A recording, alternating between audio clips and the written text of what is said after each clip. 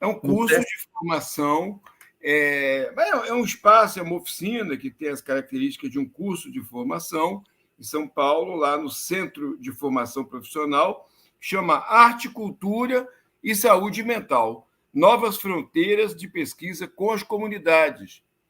Vão estar pessoas ligadas à área de cinema, fundamentalmente, vídeo, trabalho artístico-cultural em comunidades vulneradas. Vai estar, nós vamos estar com a presença do Julian Boal, filho do Augusto, querido Boal, há tempo que eu não vejo o Julian, quando ele é pequenininho. A Eliana Santos Silva, Souza Silva, desculpe. O Adriano Massuda, o Ricardo Teixeira, muitas pessoas. O Paul Heritage, que é da Universidade Queen Mary de Londres, que faz muito trabalhos aqui no Brasil e na América do Sul. Qual SESC que vai ser? SESC CFP, Centro de Formação Profissional. Centro CFP. Eu sou meio ruim aqui. Local Doutor Plínio Barreto, 285. Rua Doutor Plínio Barreto, 285. 285. Espera aí, é isso aqui. Deixa eu colocar na tela para vocês que o Paulo me mandou o card do evento. Isso. Vão ser 3 dias, né? 14, deixa eu colocar na tela aqui. E é aberto para o público? É aberto. Eu acho que tem uma taxa... a taxa do SESC, que é super... uma inscrição... Olha aqui, vou colocar na tela. Curso presencial, deixa eu tirar o banner aqui. Arte, Cultura e Saúde Mental, Novas Fronteiras de Pesquisa com as Comunidades. 14, 15 e 16 de março de 2024. Mediação Paul Heritage, Queen Mary, University of London. Está aqui com Eliana Souza Silva, Paulo Amarante, Julian Boal, Ricardo Teixeira, Adriano Massuda e outros convidados. Essa foto aqui... Bom, é do bloco de carnaval? Não é do bloco, não. Acho que algum trabalho, eu não sei, eu não conheço essa foto. Uhum. Nós também fizemos um catálogo de um trabalho que a gente fez durante a pandemia. Resolvemos ver como as comunidades se organizavam, resistiam à pandemia e a outras situações de violência, de vulnerabilidade. E durante 3 meses trabalhamos na comunidade de Manguinhos, aqui junto com a Fundação Getúlio Vargas. Então, tem pesquisadores também da FGV que vão estar lá, e da Universidade da Queen Mary, que tem um trabalho conjunto com a gente há alguns anos. E encontramos experiências riquíssimas de hip-hop, de jornais, de rádios, o Balé Manguinhos, fantástico Balé Manguinhos, que me tocou profundamente, várias iniciativas.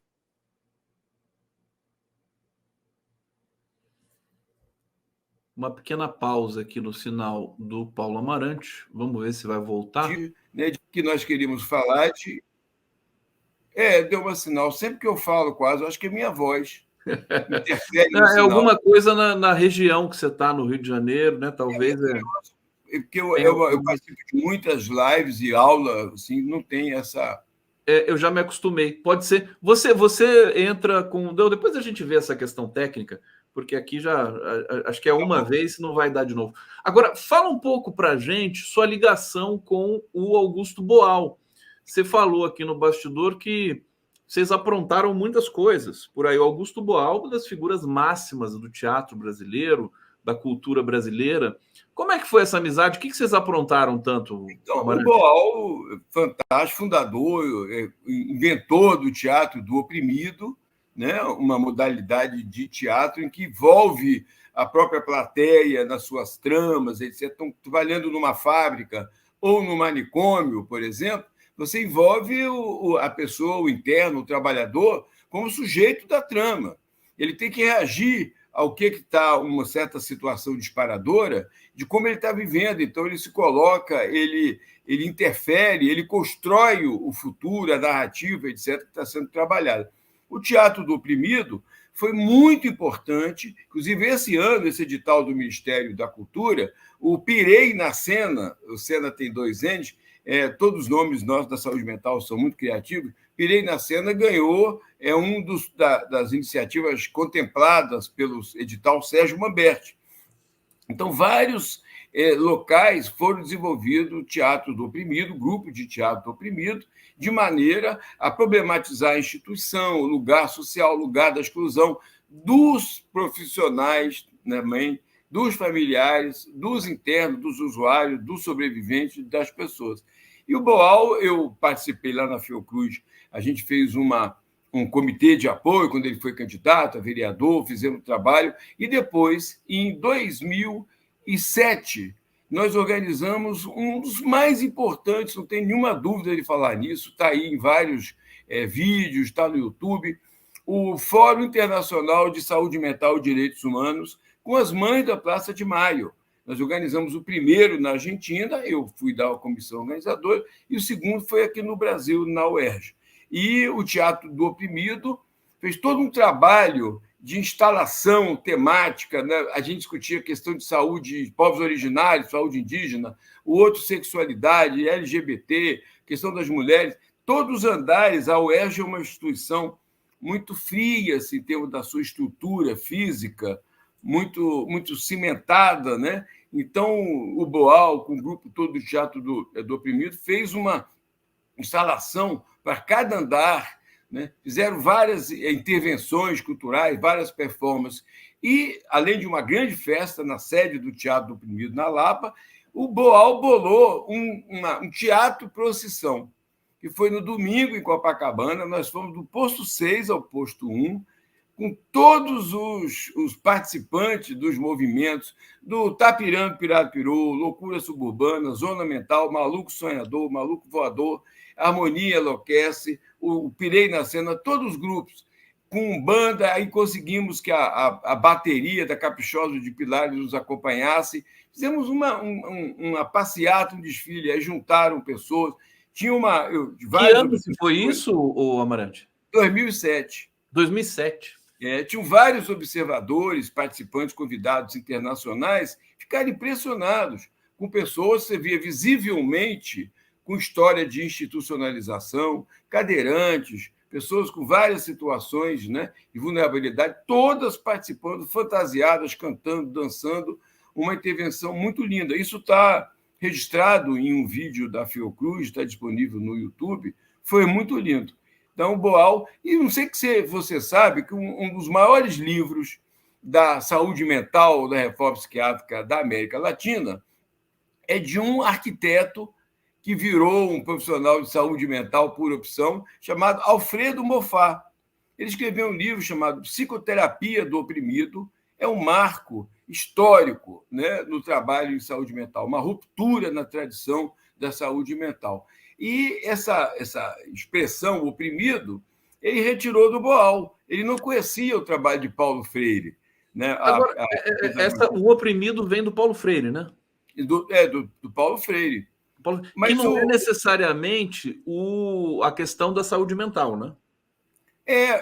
Em todo o sentido desse envolvimento do sujeito, não como objeto de uma intervenção pedagógica, não como, né, uma educação bancária, como Paulo Freire falava, que você vai lá e deposita conhecimento, mas você produz questionamento, produz consciência crítica, etc. Essa é a ideia do trabalho comprimido, a tomada de consciência das questões estruturais, das questões históricas, macro, ideológicas, políticas, e tornar esse sujeito, né, um sujeito de conhecimento, e não um objeto de recepção de conhecimento. Por isso, a psicoterapia do oprimido, a pedagogia do oprimido, todas envolvem esse sujeito como protagonistas.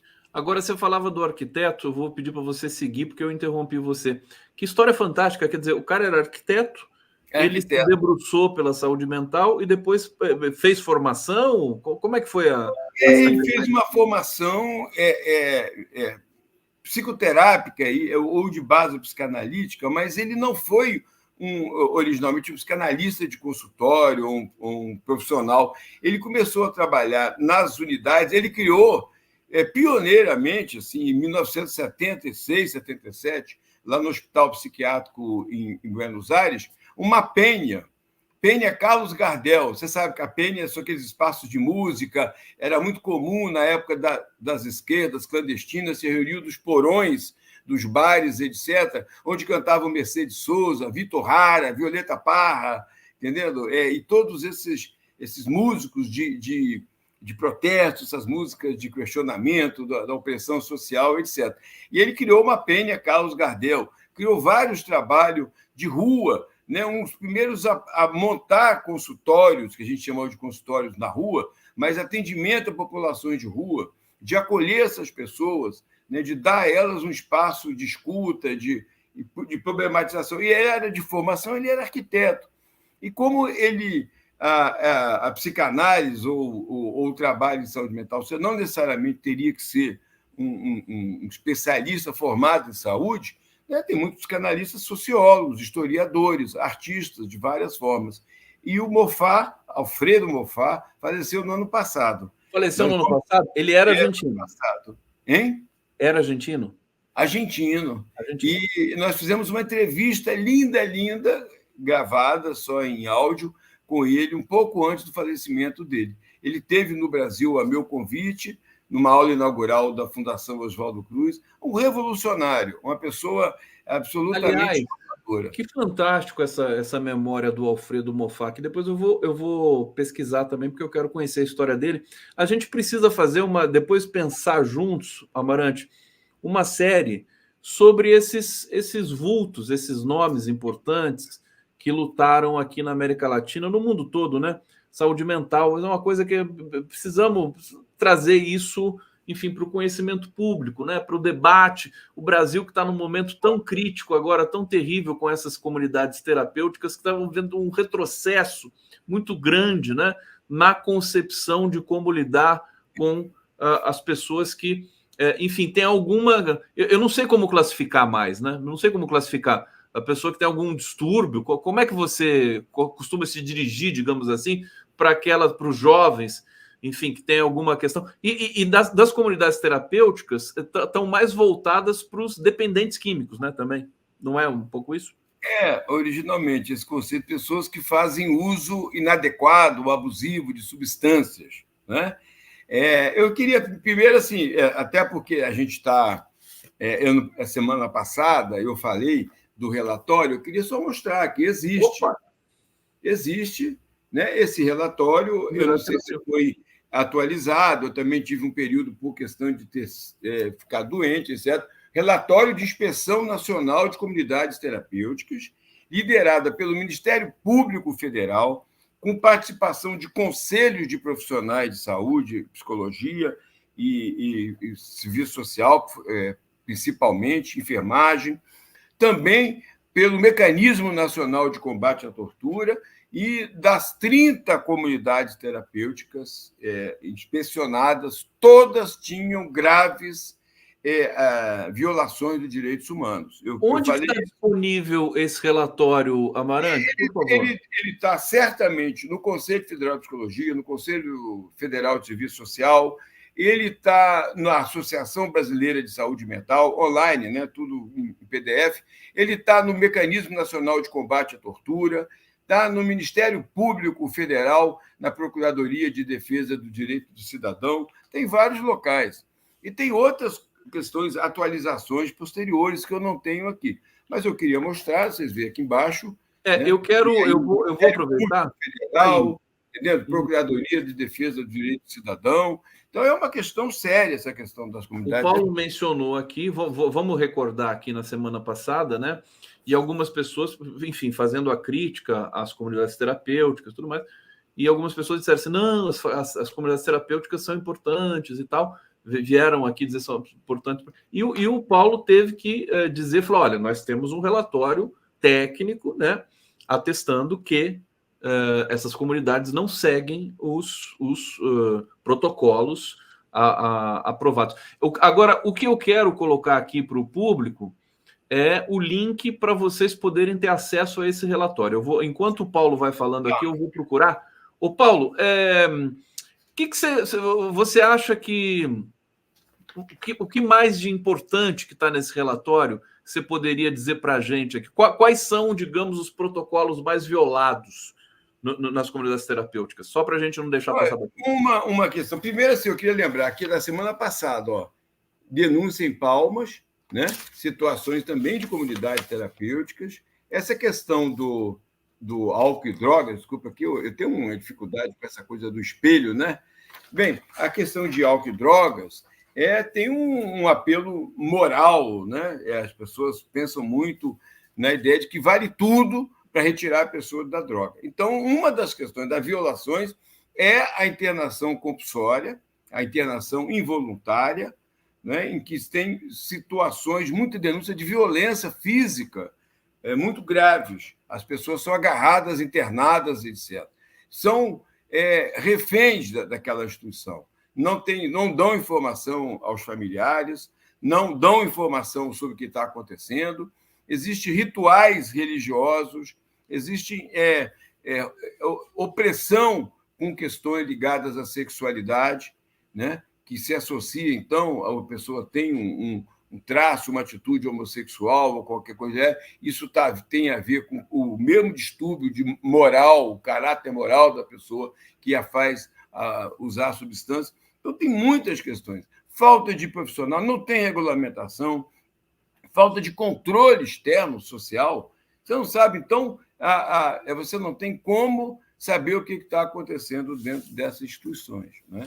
Tá aí, eu coloquei aqui na tela o link para vocês poderem baixar esse arquivo, esse relatório, Conselho Federal de Psicologia. Então, está aqui no bate-papo, para vocês não copiarem o link, é muito longo, é só clicar ali no bate-papo, na mensagem que eu publiquei ali, para vocês terem acesso a esse relatório. Meu querido Paulo Amarante, você tem muita ligação com a Argentina, né? Eu me lembro que você está sempre lá, enfim, você tem laços, muitos amigos e tudo mais. Eu queria que você falasse um pouco dessa chegada do Milei ali. Você tem acompanhado? As pessoas têm relatado a você o que está acontecendo na Argentina, Amarante, do ponto de vista social, político? Tenho sim. Eu primeiro vou te pedir licença para fazer. Eu estou com a camisa aqui do Franco Basaglia, que ontem completaria 100 anos. Estão comemorando 11 de março de 1924, ele nasceu, e foi um dessas inspirações, né, revolucionárias. Eu o conheci pessoalmente, e ontem fizemos essa comemoração, inclusive a partir de uma convocação do Instituto Gregório Barenblit, um argentino, psicanalista, que foi a pessoa que trouxe Franco Basaglia ao Brasil. E não só o Franco Basaglia, o Thomas Aes, o Ronald Lang, o David Cooper, Howard Becker, Erving Goffman, foi assim um movimento. Então, você falou dos argentinos importantes. Não, eu ia falar do Franco Basaglia fatalmente ainda para você dizer desse momento, mas fica à vontade para falar agora, então, a gente fala da Argentina depois. Muito dos argentinos, né, desses históricos que criaram a plataforma, que fizeram todo o movimento de renovação lá na Argentina e que foram exterminados praticamente, exilados, exterminados. O Gregório Barenblit, eu tenho um canalzinho de YouTube, tem uma entrevista que eu fiz com ele, para quem quiser ver. Eu não sou muito bom de redes, não. Você falou com o João da rede, eu tenho um Instagram aí, que é Paulo Amarante, entendeu? Você acha fácil, eu coloco alguma coisa, tenho colocado. Mas o Gregório Barenblit é um desses que teve que sair, botaram uma bomba no consultório dele, morreu uma pessoa que trabalhava lá no consultório, e ele saiu da noite para o dia, tendo que fugir da Argentina. E assim muitos desaparecidos, você sabe. Eu acompanho, trabalhei com as Mães da Praça de Maio, organizei 10 congressos internacionais com as Mães da Praça de Maio, sou doutor honoris causa da Universidade Popular das Mães da Praça de Maio, sou cidadão do Ministério, homenageado pelo Ministério dos Direitos Humanos da Argentina, recebi o prêmio da mão do ministro na época.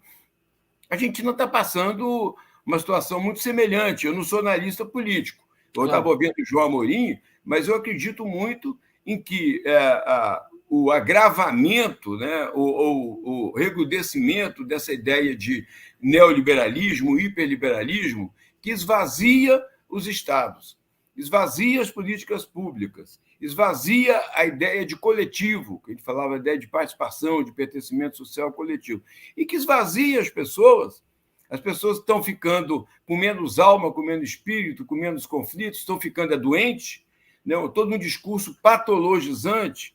Né? Você vê agora, desculpa, eu vou emendando um assunto no outro, falando de Gaza. Não é uma pesquisa em Gaza, eu tenho aqui pesquisadores de Gaza mesmo, inclusive. Fizeram uma pesquisa um pouco antes desse atual genocídio lá em Gaza e observaram um aumento expressivo de transtornos mentais, que é o termo que você falou. Como chamar? O termo oficial da psiquiatria é transtorno mental, que é um conceito relativizável. Né? O transtorno tem a ver com a média, com que um sente e o outro não sente. E curioso, então, eles percebem um grande aumento de transtorno mental. A mesma coisa aconteceu com uma pesquisa aqui no Brasil, aumento de suicídio entre indígenas, mas as duas pesquisas não associam as condições materiais concretas de vida. É como se tivesse, então, um vírus, né? Ela contaminando as pessoas com transtorno mental, algum distúrbio e tal. E não que é exatamente resultado, expressão no comportamento do sofrimento estrutural, da violência, da falta de pertencimento. A população indígena, por exemplo, a falta da terra é marcante para a população indígena. Não ter a terra onde ele reproduz, o espaço, o seu território. Então, essas questões elas são muito fortes. A Argentina, então, voltando lá, está vivendo uma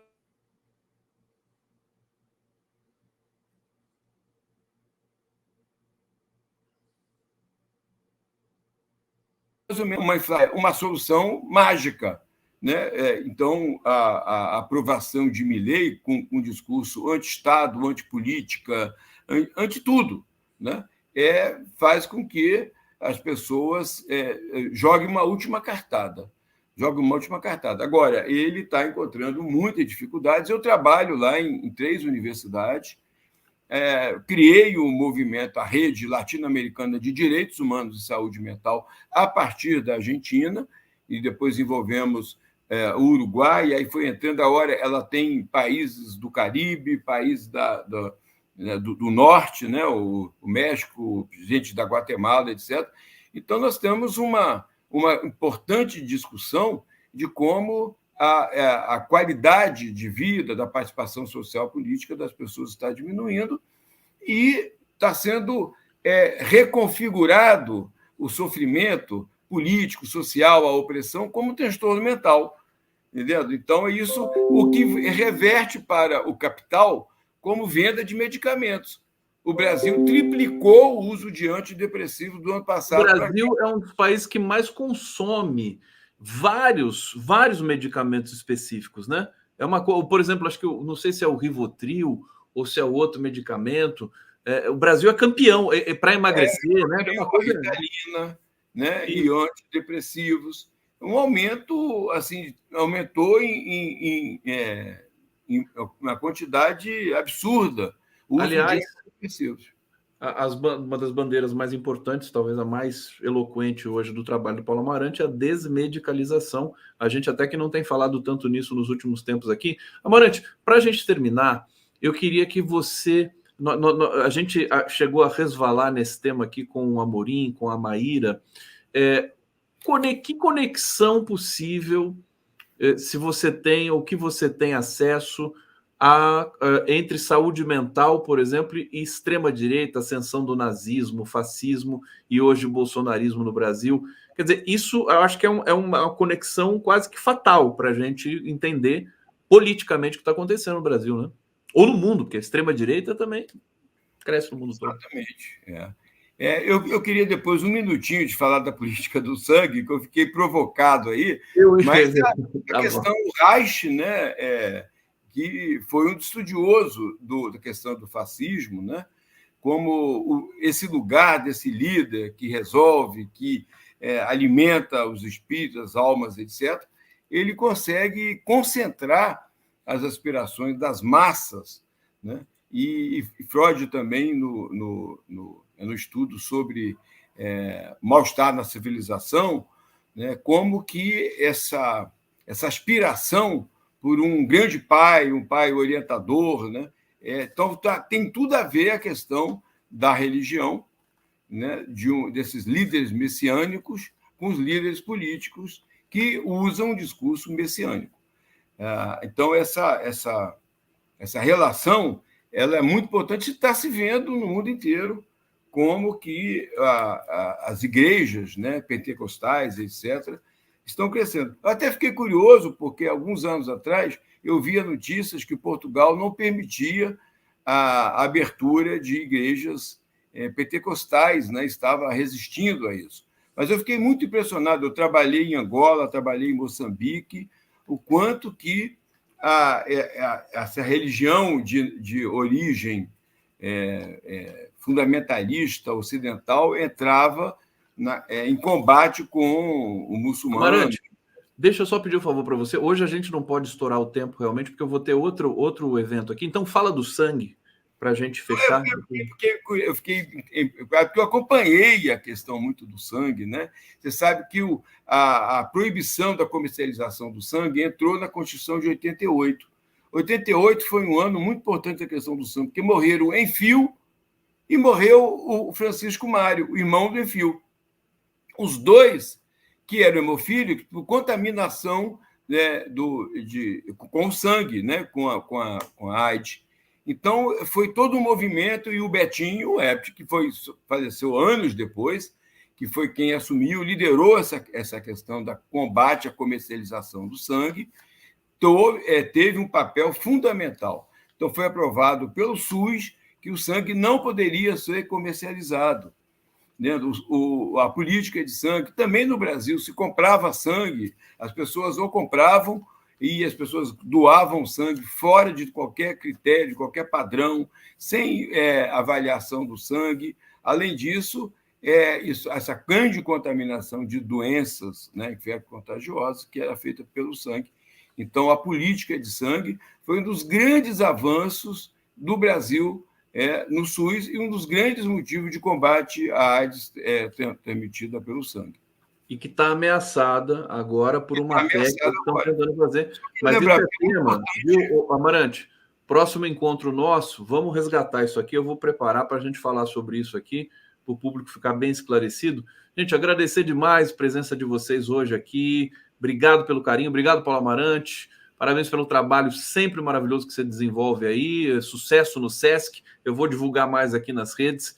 É esse evento que vai ter no SESC Saúde Mental, Arte, Cultura e tudo mais. E a gente vai ficando por aqui. Daqui a pouco eu volto com a responsável pela saúde mental na Palestina. Vai dar uma entrevista para a gente especialíssima aqui, para todo mundo acompanhar. Obrigado, gente. Até a próxima. Tchau, Gustavo. Tchau, gente. Um abraço.